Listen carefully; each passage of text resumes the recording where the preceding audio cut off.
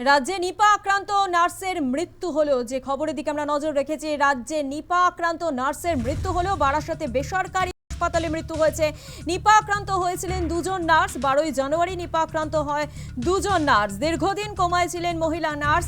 দীর্ঘদিন কোমায় থাকার পর একাধিক অঙ্গ বিকল।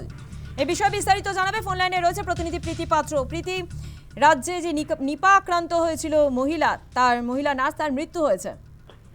একেবারেই দেখো, নিপা আক্রান্ত হওয়া ওই মহিলা নার্সের মৃত্যু হয়েছে ইতিমধ্যেই জানা যাচ্ছে যেটা, এবং ভেন্টিলেশন থেকে কিন্তু জানুয়ারির শেষে তাকে বের করা হয়েছিল, এবং যেটা তখন সূত্র অনুসারে জানা যাচ্ছিল তিনি কিন্তু সুস্থই ছিলেন।